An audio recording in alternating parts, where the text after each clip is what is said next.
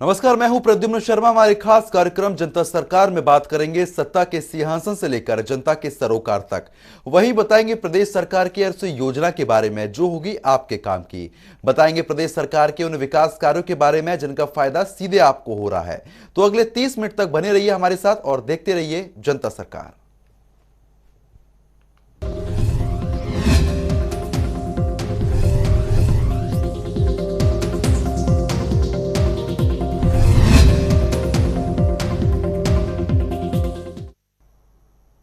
पंचकुला के PWD rest house में हरियाणा के मुख्यमंत्री मनोहर लाल और हिमाचल प्रदेश के मुख्यमंत्री जयराम ठाकुर की मौजूदगी में आदिबद्री डैम के निर्माण से संबंधित समझौते ज्ञापन पर हस्ताक्षर किए गए। इस मौके पर हरियाणा के मुख्य सचिव संजीव कौशल और हिमाचल के मुख्य सचिव राम सुभाग सिंह ने डैम निर्माण के लिए समझौता ज्ञापन पर हस्ताक्षर किए। इस दौरान पर्यटन मंत्री कंवरपाल गुर्जर, हरियाणा विधानसभा अध्यक्ष ज्ञानचंद गुप्ता, अंबाला के सांसद रतनलाल कटारिया, मुख्यमंत्री के मुख्य प्रधान सचिव डीएस डेसी, केंद्रीय जल मिशन के अध्यक्ष R K Sinha, Haryana Saraswati heritage board के एडवाइजर अमित झा, एसीएस अनुराग रस्तोगी समेत कई वरिष्ठ अधिकारी मौजूद रहे। वहीं मुख्यमंत्री मनोहर लाल ने कहा कि आज उनका 35 साल पुराना सपना साकार हुआ है। उन्होंने वर्ष 1986-87 में सरस्वती के पुनरुद्धार के संबंध में हो रहे अनुसंधान से संबंधित यात्रा की थी। यह यात्रा यमुनानगर के आदिबद्री से शुरू होकर कच्छा तक पहुंची थी। उन्होंने कहा कि सरस्वती नदी के प्रभाव के संबंध में न केवल धार्मिक मान्यता है बल्कि सैटेलाइट से स्पष्ट हुआ है कि जमीन के अंदर आज भी इसका प्रभाव है।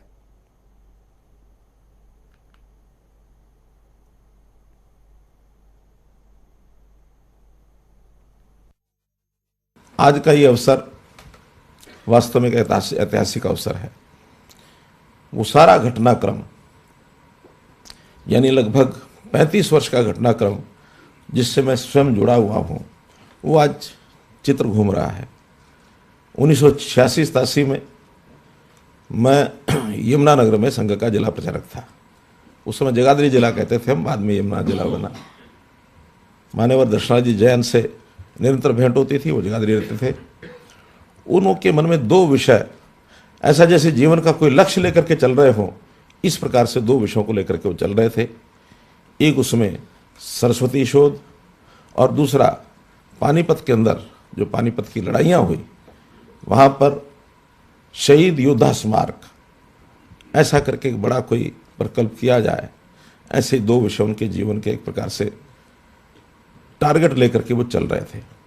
जब भी मिलते इन विषयों पर वो चर्चा करते। उसी दौरान डॉक्टर विष्णु वाकड़कर जी इतिहासकार हैं, वो इन चीज़ों पर बहुत कुछ शोध करते रहते थे। तो नहीं रहे तो पता लगा कि वो सरस्वती के ऊपर कुछ शोध करने के नाते से आ रहे हैं और यात्रा करेंगे।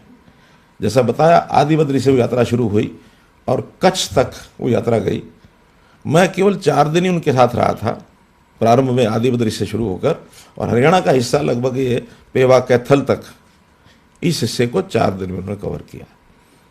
और बहुत जानकारियाँ, हमको नहीं कोई जानकारी थी कि सरस्वती नदी उसका कोई अंडर करंट है, आदिबद्री, और यहाँ पहाड़ों से पीछे से नदी कभी रही होगी हजारों साल पहले, वहाँ पहाड़ों का विघटन हुआ। उस समय सरस्वती जो बहुत विशाल नदी कभी हुआ करती थी, उसका पानी अवरुद्ध होकर के और साइडों में निकल गया। और फिर मान्यता बनी कि सरस्वती लुप्त हो गई है, अंदर ही अंदर बह रही है। जो ये मान्यता कही जाती है प्रयागराज में कि त्रिवेणी वहाँ है, वहाँ भी गंगा यमुना और सरस्वती कहा जाता है। उस समय तो नहीं ध्यान में आता था, आज ध्यान में आता है, क्योंकि जब सरस्वती का पानी सब नदियों में चला गया तो कोई कहीं से भी उसकी कल्पना कर सकता है कि यहाँ भी सरस्वती निकल रही है, यहाँ भी निकल रही है, यहाँ भी निकल रही है। तो इसीलिए उसकी मान्यता ये बनी कि दोनों नदियाँ, और उसने उनके अंदर सरस्वती का भी पानी है, तो सरस्वती का पानी नीचे से निकलता है। लोग दिखाते भी हैं दृश्य, इधर से यमुना आ रही है, इधर से गंगा आ रही है, जहाँ मिलती है वहाँ थोड़ा पानी का रंग, क्योंकि दो नदियों का पानी मिलेगा तो मिल करके रंग तीसरा कुछ और भी बनेगा, मिश्रण हो जाता है उस पानी का। तो जब तीसरा रंग वहाँ दिखाई देता है तो लोग कहते हैं तीसरा रंग जो है सरस्वती का है, पानी है। कुल मिलाकर ये किंवदंतियाँ हैं, कहानियाँ हैं, मान्यताएँ हैं। लेकिन साइंस के माध्यम से भी जब इसका चित्र लेने लगे सैटेलाइट से, तो सैटेलाइट तो हर चीज़ को खोज के ले आता है। अंडर करंट्स आज भी सरस्वती की इसी मार्ग पर हैं, जो मार्ग आज ये बताया जा रहा है कि आदि बद्री से लेकर के और कच्छ तक नीचे अंडर करंट है।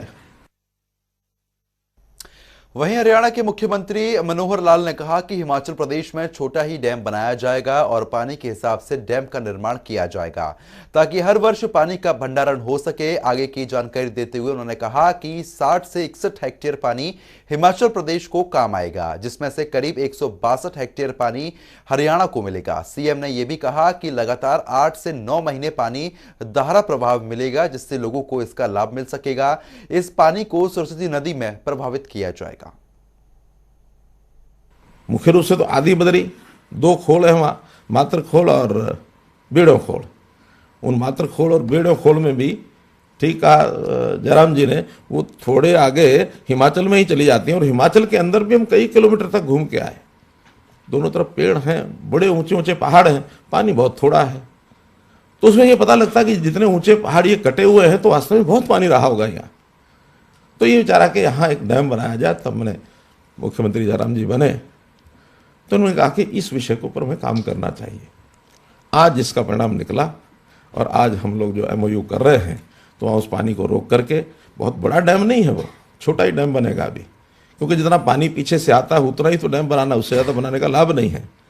लेकिन कुछ जैसे 60-61 हेक्टेयर मीटर जो है वो हिमाचल के काम आएगा, 160-62 हेक्टेयर 70% तो हरियाणा को पानी मिलेगा। उसको अगर मोटे अर्थों में बताना हो तो लगातार 8-9 महीने, 3 महीने तो पानी पर्याप्त रहता है बरसात के दिनों में, कोई कमी नहीं है। उस डैम के भरने के बाद भी पानी और बचेगा जाएगा, लेकिन 8-9 महीने लगातार उसमें से पानी हम लेंगे तो 20 क्यूसेक पानी लगातार उसमें धारा प्रवाह हो सकता है। बहुत अधिक नहीं है, लेकिन एक निरंतर प्रवाह अगर बनता है तो उसका एक श्रद्धा का भाव लोगों का जागेगा। और इसको हम निश्चित रूप से आगे जहां तक कैथल है, कैथल तक इसका जो मार्ग है, रेवेन्यू रिकॉर्ड में आज भी सरस्वती का मार्ग लिखा हुआ बहुत जगह पर, उसको निर्बाध करेंगे, उसको धारा प्रवाह करेंगे। और आगे चलकर जो आज की घग्गर है, ये घग्गर नदी, यही उसका सरस्वती का रोड यानी कोर्स जो है, रूट कोर्स ये माना जा रहा है। उसके आगे क्या करना होगा देखेंगे, लेकिन वहां तक को इसको चलाएंगे ताकि ये पूरा कुरुक्षेत्र होगा, तीर्थ स्थल बन गया, पेवा है तीर्थ स्थल है। ऐसे ही स्थानों के ऊपर सरस्वती का जो आदि बद्री का स्थान है, तीर्थ स्थल है, इसका विकास होगा, लोगों को मान्यता बनेगी और एक यानी जिसको कहना चाहिए पर्यटन भी और एक तीर्थ स्थल का भ्रमण भी, ये इसमें से बनेगा।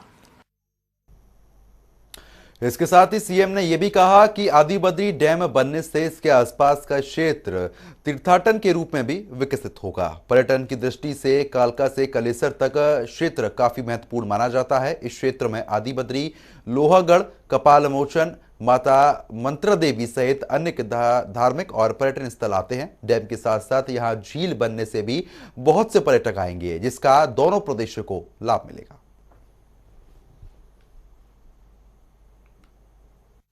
कि क्यों नहीं पर्यटकों के लिए कालका से लेकर के कालेसर तक शिवालिक की जो पहाड़ियां हैं, इसमें बहुत स्कोप है पर्यटन का। उसी में ये स्थान आता है और उसी में हमारा लोहगढ़ आता है।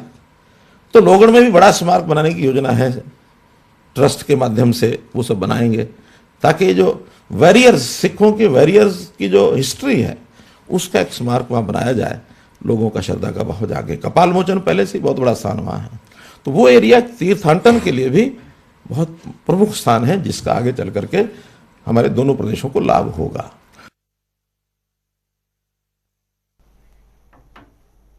वहीं मुख्यमंत्री ने कहा कि हिमाचल प्रदेश के साथ मिलकर कई परियोजनाओं पर काम किया जाएगा, जिसमें हथनीकुंड बैराज पर डैम बनाया जाना अभी शामिल है। इस डैम में बिजली उत्पादन के साथ साथ यमुना नदी में भी साफ पानी का निरंतर प्रवाह संभव हो सकेगा। इस डैम में पहाड़ों से हथनीकुंड बैराज पर आने वाली पानी को संचित किया जाएगा, जिससे फसलों को बाढ़ जैसी स्थिति से भी बचाया जा सकेगा। इस डैम के लिए NOC मांगी गई है, जल्द सर्वे कर काम शुरू कर दिया जाएगा। जैसे बताया, पानी तो पहाड़ में ही आएगा, वर्षा ज़्यादा वहाँ होती है, लेकिन पहाड़ में पानी रुकेगा नहीं, बह के नीचे आएगा।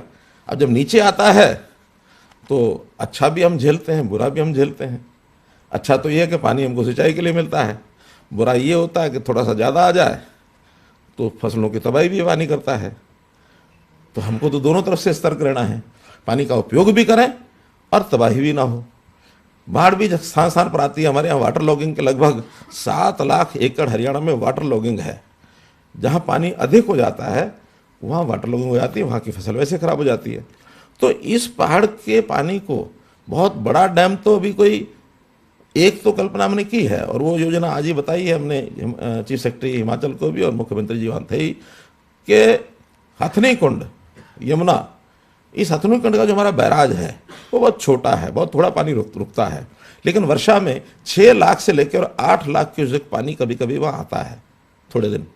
अब उस पानी का उपयोग हम कर नहीं पा रहे हैं, तो उसका थोड़ा पीछे एक बड़ा बांध हम बना करके, या इवन डैम बनेगा, डैम के वहाँ बिजली भी पैदा होगी, तो उसकी एक योजना मोटे रूप से कंसीव की गई है। मैं स्वयं वहाँ 2 बार होकर आया हूँ कंवरपाल जी के साथ, क्योंकि वो क्षेत्र कंवरपाल जी के एरिया में आता है।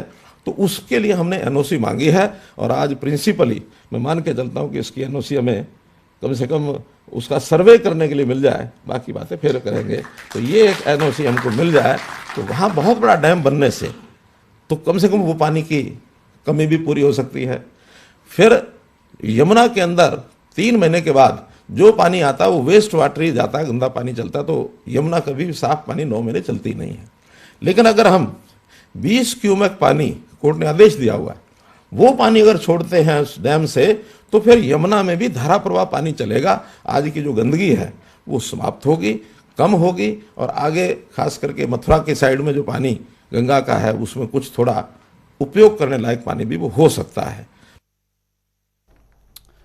मुख्यमंत्री मनोहर लाल ने कहा कि मोरनी क्षेत्र पर्यटन की दृष्टि से विकसित हो चुका है। यहां पानी की समस्या का समाधान जल्द किया जाएगा। इस क्षेत्र की नजदीक बहने वाली नदी पर छोटा डैम बनाकर पानी की समस्या को दूर किया जाएगा। मोरनी क्षेत्र अब धीरे धीरे टूरिज्म के नाते से विकसित हो रहा है, लेकिन बड़ी कठिनाई अब पानी की है। पानी की इस कठिनाई को भी दूर करने के लिए आज हमने कहा कि एक जो पीछे नदी बहती है वहाँ भी कोई एक छोटा बैरियर, कोई डैम बन करके उस पानी का भी हम उपयोग कर सकें, इसका भी हमने आग्रह किया है।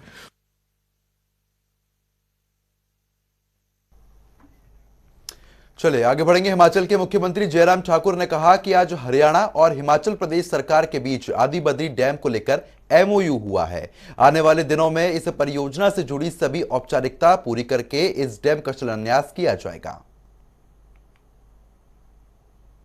आज एमओयू साइन हुआ है और आने वाले समय में मैं उम्मीद करता हूं कि बहुत जल्दी ये सारी जो हमारी औपचारिकताएं हैं, जो क्लियरेंसेस हैं, वो पूर्ण होने के बाद बहुत जल्दी इसका हम शिलान्यास करके जो है इस काम की शुरुआत करेंगे। और एक सार्थक प्रयास उस दिशा में करने के बाद हमें भी बहुत बड़ा एक संतोष होगा कि हम मिल करके, हिमाचल और हरियाणा ने मिल करके सरस्वती पुनरुद्धार के लिए जो प्रयास किए हैं उसका आने वाली पीढ़ियों को भी इसका लाभ मिल सके, इस दिशा में ये प्रयत्न है। मैं आज के इस कार्यक्रम में विशेष तौर से आदरणीय मनोहर लाल जी को एक बार फिर से बधाई देता हूं, और इन्होंने ये इनिशिएटिव अपने स्तर पर बहुत, जब भी मेरा मिलना होता था तो हमेशा इसी बात को लेकर के कहते थे ये करना ही है, और इस काम को करने से बहुत लाभ मिलेगा, हरियाणा को भी मिलेगा। हरियाणा को लाभ मिलने के साथ साथ में हिमाचल को भी नुकसान नहीं होने देंगे, और उसके साथ से हिमाचल को भी लाभ होगा। और सबसे बड़ी बात है इसके जो मूल भाव जो है सरस्वती नदी के जो है पुनरुद्धार के लिए जो प्रयास करने की जरूरत है उसकी शुरुआत होगी। वहीं हरियाणा के शिक्षा मंत्री कंवरपाल ने कहा कि आदि बद्री ने डैम बनाया जाना बेहद गौरव की बात है। वेदों की रचना इसी नदी के किनारे हुई थी, किसी कारणवश ये नदी विलुप्त हो गई थी। मुख्यमंत्री मनोहर लाल ने सरकार बनते ही सरस्वती नदी के पुनरुद्धार के लिए काम शुरू कर दिया था, और ये सपना भी साकार हुआ।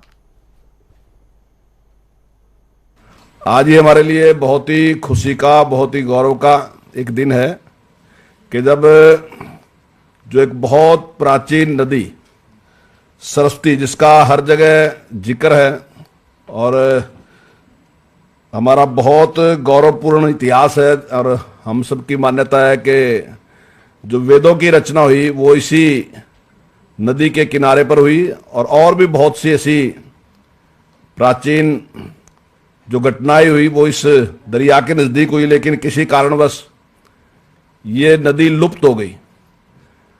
लेकिन मैं इसके पास का रहने वाला हूं, बिलासपुर के पास ही मेरा गांव है, तो हमारे यहां आम बातचीत में चलता था कि यहां से सरस्वती बहती थी कभी। और मेरे आज भी याद है, मेरी दादी मुझे कहती थी कि धरती के नीचे चलती है सरस्वती, कोई श्राप लग गया था सरस्वती को, इसलिए सरस्वती लुप्त होगी और सरस्वती धरती के नीचे चलती है। लेकिन क्योंकि मेरी जिज्ञासा थी कि धरती के नीचे कुछ चल नहीं सकता, तो मैंने कहा दादी वैसे ही बकाने लग रही, चलती तो नहीं है। लेकिन अब वैज्ञानिकों ने भी यही बात मान ली कि वाकई धरती के नीचे से ही सरस्वती अब भी चलती है। और उसके लिए जिस प्रकार का प्रयास हमारे महानुभावों ने किया, हमारे आदरणीय मोरोपंत पिंगले जी, उसके बाद वाणंकर जी, और वाणंकर जी के साथ हमारे माननीय मुख्यमंत्री जी ने स्वयं इसके लिए, इसका जो रास्ता था उस पर सारे पे काम किया, उसको देखा और उस पर काम किया। और उसके बाद माननीय दर्शन लाल जैन जी ने जिस प्रकार से एक प्रयास किया, और आज हमारे दोनों मुख्यमंत्री श्रीमान मनोहर लाल जी और श्रीमान जयराम ठाकुर जी आज उस सपने को साकार करने जा रहे हैं। जो सपना जो हमारे महापुरुषों ने देखा था और जो उसमें लगे रहे थे, और हमारे माननीय मुख्यमंत्री जी ने तो स्वयं उसके लिए पैदल चल के उस सारे रास्ते को देखने का काम भी किया था और उसके लिए प्रयास भी किया। और आज ये सौभाग्य है कि आज उन्हीं के द्वारा और हिमाचल के मुख्यमंत्री जी के द्वारा इस काम को किया जा रहा है। तो ये बहुत ही बड़ा भगीरथ प्रयास है। मैं इस शुभ अवसर पर उनको बहुत बहुत शुभकामनाएं, बहुत बहुत बधाई। और मैं अपने आप को भाग्यशाली समझता हूं कि आज इस अवसर पे मैं भी उपस्थित हूं, मैं भी शामिल हूं। ये मेरा सौभाग्य है और हम सभी का सौभाग्य है। सभी को बहुत बहुत शुभकामनाएं, बधाई, धन्यवाद है। हरियाणा के बिजली और जेल मंत्री रणजीत चौटाला से जनता टीवी ने खास बातचीत की। इस दौरान उन्होंने अपने विभाग को लेकर कई अहम जानकारियां दी। उन्होंने बताया कि 84,000 किसानों ने ट्यूबवेल कनेक्शन के लिए आवेदन किया था, जिसमें से 57,000 कनेक्शन दिए जाने की प्रक्रिया जारी है और जून 2022 तक ये पूरी हो जाएगी। साथ ही उन्होंने 5 राज्यों में होने वाले चुनाव पर अपनी प्रतिक्रिया देते हुए चुनावी नतीजों में बीजेपी का परफॉर्मेंस बेहतर रहने की बात कही। सुनिए। हरियाणा में किसानों को कब तक बिजली के ट्यूबवेल के कनेक्शन दे दिए जाएंगे और इसके अलावा तमाम जो राजनीतिक मुद्दे हैं उन पर बातचीत करने के लिए मेरे साथ हरियाणा के बिजली एवं जेल मंत्री चौधरी रणजीत सिंह चौटाला मौजूद हैं। सर, आपकी सरकार का लक्ष्य है कि जून 2022 तक जितने भी पेंडिंग कनेक्शन है बिजली के, चाहे वो सामान्य कनेक्शन है या सोलर के कनेक्शन की क्या स्थिति है, इस वक्त सामान्य कनेक्शन कब तक दे दिए जाएंगे? ये कई बार क्वेश्चन पूछा गया। हमारे पास 84,000 लोगों ने अप्लाई किया था, जो 100 रुपये की एक फीस थी। उसके बाद हमने जुलाई जो ये आपका समझो कि 2018 तक जिन लोगों ने पैसे भरे, तो हमने तब एक नोटिस निकाला कि जो 30,000 जमा कराएंगे उनके कर दे। 56,000 लोगों ने जमा कराए, 6-7 हज़ार लोग विड्रा कर गए थे और बाकी जो 56,000 थे वो हमारा जुलाई 2022 तक हम कंप्लीट कर देंगे। इसके बाद कोई 21,200 कनेक्शन रहते हैं जो बार बार हम पे चक्कर लगा रहे थे कि जी हमारा कनेक्शन दे दो। तो हमने उन्हें ये कहा कि भाई आप एक पैसा जो है वो जमा करा दो। हमने उनकी बात सुनकर अब एक नोटिस निकाला है कि 3 महीने में जो आदमी अगले पैसे जमा करा देगा, वो किसी भी जोन का हो, उसको हम कनेक्शन देंगे। वो डार्क जोन 27 में उनमें है तो भी उन्हें दे रहे हैं। वो मैं समझता हूँ 21,200 कनेक्शन है, वो अभी लोगों के पैसे जमा होंगे, हम तुरंत दे देंगे। मेरे ख्याल में इसी साल में सारे कनेक्शन हम दे देंगे। यानी 2018 तक के जो आवेदन है सर, उसमें से जो करीब 21,200 लोग हैं उनको आप नोटिस दे रहे हैं और वो अपना पैसा जमा कराएंगे, उसके बाद उनको कनेक्शन रिलीज किए जाना शुरू करेंगे? अरे शुरू कर देंगे। तब से मिलके अब तक मैं समझता हूँ 77,000 कनेक्शन जो है वो हम इसी साल में रिलीज कर देंगे।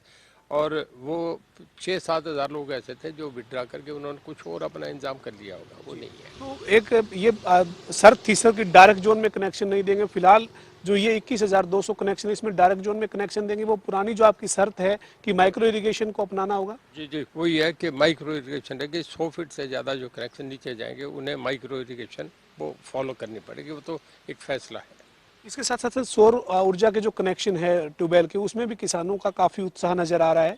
उनकी क्या स्थिति है? पिछले साल में आपने कितने दिए और आगे की क्या रणनीति है? पिछले साल हमने 15,000 दिए थे, उसके बाद हमें 22,000 कनेक्शन और मिल गए थे जो इस साल के लिए मिले। उन 22,000 में 8,000 अब तक ऑलरेडी लग गए, 14,000 हैं जो इंस्टॉल हो रहे हैं, बड़े जल्दी लग जाएंगे। अभी हमने एक दिन फिर पोर्टल खोला था तो उसमें 28,000 लोगों ने फिर अप्लाई कर दिया, वो इसके बाद में आएंगे। तो आप ये समझो कि बहुत लोगों में बहुत उत्साह है। ये 1 एकड़ से लेके 5 एकड़ तक किसानों के लिए बहुत बेनिफिट है। इसमें 35-30% तो सेंट्रल गवर्नमेंट हमें देती है सब्सिडी, 45 हम देते हैं, 75% सब्सिडी है। तो लोगों में बहुत करेज है। जो छोटे जमींदार है वो तो इसको हाथों हाथ लेना चाहते हैं। इसके साथ ही सर सौर ऊर्जा के कनेक्शन ज़्यादा लिए जाने से जो आपकी सामान्य कनेक्शन है उनका एक तरह से लोड भी कम हुआ होगा, सब्सिडी की भी बड़ी एक तो बचत जो है वो विभाग को हुई होगी इस मामले में। इसके कई फायदे हुए हैं। एक तो ये है कि बड़ा कनेक्शन आम लोग जो 2 एकड़ वाला नहीं दे सकता था उसको इसका बड़ा लाभ हुआ है। दूसरा, इसमें बिजली फ्री मिल गई, उसको अपने घर में बिजली जो चलेगी वो फ्री चल जाएगी। तीसरा, इसमें यह है कि थोड़े अमाउंट वाले लोग भी इसे ले लेंगे, और ये तो स्वाभाविक है कि जब उधर से कम होंगे ट्यूबवेल तो वो इधर फायदा हो रहा है।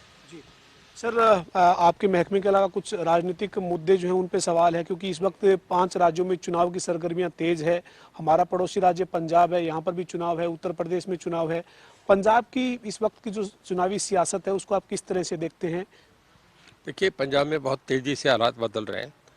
जब नवजोत सिंह सिद्धू कैप्टन साहब हटे थे तब ये लग रहा क्या होगा, और कांग्रेस समझते थे कि हम पोजीशन में हैं मजबूत। चन्नी बना, ये समझते थे कि हरिजन वोट मिलेगा। अब हालात बदलते जा रहे हैं। कांग्रेस तो अपने आप ही ख़त्म हो रही है। मेरे ख्याल में नवजोत सिंह सिद्धू ने ज़्यादा कांग्रेस को ख़त्म कर दिया। और इसके बाद जो बीजेपी में आखिर एक बात है ना, उत्तर प्रदेश का प्रभाव सब जगह पड़ता है। उत्तर प्रदेश से ही पूरे देश का लोकसभा के रिजल्ट बता रहे हैं। कल रात में देख रहा था, आज तक पे एक सर्वे आ रहा था, उसमें भी ये था कि अगर आज पोल हो जाए तो 296 लोकसभा की सीट आती हैं, 127 यूपीए की आती हैं, 120 अदर पार्टीज की आती हैं। उसमें फिर पंजाब, हरियाणा, उत्तराखंड का अलग अलग दिखाया गया था। मेरा ये मानना है कि उत्तराखंड में योगी आदित्यनाथ ने यूपी में बहुत स्टेबल गवर्नमेंट दे रहे हैं, और एक बहुत स्ट्रॉन्ग एडमिनिस्ट्रेटर हैं, और उन्होंने गुंडागर्दी बिल्कुल ख़त्म कर दी। लोग चाहते हैं कि अमन चैन शांति हो, हर आदमी वहाँ बसना चाहता है। उत्तर प्रदेश का सब जगह बहुत असर पड़ रहा है। पंजाब में कैप्टन साहब के छोड़ने के बाद कैप्टन साहब और बीजेपी अलायंस बहुत मजबूत हो गई। आप अंदाज़ा नहीं लगा सकते, बड़े आश्चर्यजनक रिजल्ट आएंगे। आप यहाँ अचंभा होगा, शायद कैप्टन साहब और बीजेपी मिल के भी सरकार बना रहे। अकाली दल बराबर नीचे ऊपर रहेगा, और पर आम आदमी पार्टी बहुत नीचे गई, कहीं भी नहीं है। सर ये जो जिस तरीके का समीकरण है पंजाब का या फिर उत्तर प्रदेश का, इसमें आप पंजाब के नाते क्या देखते हैं? पंजाब में जो है वो सबसे ज़्यादा प्रभावी प्रचार बीजेपी का अभी तक नज़र नहीं आया। आने वाले दिनों में क्या आप उम्मीद करते हैं कि प्रचार में बीजेपी पूरी ताकत लगाएगी? देखिए, पंजाब में हिंदूज बहुत बड़ी एक वोट बैंक है, 40% है, जो सबसे इंटेलिजेंट वोटर है, और वो एक तरफा फैसला करता है। वो टाइमली करता है लास्ट में जाके कि क्या करना चाहिए। वो ये चाह रहे हैं कि बीजेपी जब कंपैरिजन करते हैं मोदी जी का और इसका केजरीवाल का, तब ये समझते हैं कि हमें सबसे ज़्यादा मोदी ठीक रहेंगे, जो हमें बचा सकते हैं हर तरीके से। पंजाब में कभी हिंदूज को प्रॉब्लम नहीं आएगी। वो समझ के वो सारे के सारे जो है बीजेपी के साथ जाएंगे। ये एक बहुत बड़ा चेंज ओवर का बहुत बड़ा टर्नओवर होगा। तो पंजाब में यूपी में जिस तरीके से प्रचार की तैयारी में बीजेपी जुटी हुई है, प्रधानमंत्री नरेंद्र मोदी, बीजेपी के बड़े तमाम नेता, चाहे उनमें अमित शाह हैं, जेपी नड्डा हैं, उसी तरीके का प्रचार क्या पंजाब में देखने को मिलेगा? बिल्कुल जाएंगे। मेरा अपना अंदाजा है कि पंजाब में जो लोग हैं हिंदू जो है वो ज़्यादा माइग्रेटेड लोग हैं, जो पाकिस्तान से चल के जब हिंदुस्तान पाकिस्तान का बंटवारा हुआ। और मेरा अपना ये मानना है कि उनके बाद मोदी जी के, अमित शाह, नड्डा साहब, वो तो स्टार प्रचारक हैं ही हैं। इससे ज़्यादा अपील हमारे चीफ मिनिस्टर की बनेगी, माननीय मनोहर लाल जी का, क्योंकि एक पंजाबी चीफ मिनिस्टर बन के वहाँ जब जाएंगे तो देखना अमृतसर, जलंधर, लुधियाना में एक बहुत बड़ा टोटल परिवर्तन होगा। तो आप मानते हैं कि इस जो 5 राज्यों के चुनाव है इसमें बड़ा परफॉर्म करने वाली बीजेपी, आपका ये आंकलन है? बहुत बड़ा परफॉर्म करके बीजेपी आश्चर्यजनक रिजल्ट आएंगे, आप देखते जाना ये होगा। बहुत शुक्रिया से बातचीत करने के लिए। हमारे साथ हरियाणा के बिजली और जेल मंत्री चौधरी रणजीत सिंह चौटाला मौजूद थे, जिन्होंने हरियाणा में जो पेंडिंग कनेक्शन है बिजली के किसानों के, वो कब तक दे दिए जाएंगे इसकी जानकारी दी है। और साथ ही 5 राज्यों में जो चुनाव प्रचार चल रहा है, इस बीच बीजेपी बड़े बहुमत के साथ हर जगह अच्छा परफॉर्म करेगी, ये रणजीत चौटाला का दावा है। वीडियो जर्नलिस्ट रवि के साथ पवन सिंह, जनता टीवी, चंडीगढ़। खेल राज्य मंत्री संदीप सिंह कुरुक्षेत्र के पिहुआ में आयोजित एक कार्यक्रम में पहुंचे, जहां उन्होंने लोगों की समस्याएं सुनी हैं, जिसके बाद उन्होंने पिहुआ उपमंडल की सड़कों का निरीक्षण किया। इस दौरान उन्होंने सड़क की स्थिति को देखकर मौके पर ही अधिकारियों को फोन लगाकर लताड़ लगाई है। वहीं अधिकारियों को जल्द से जल्द सड़क की मरम्मत कराने के आदेश दिए।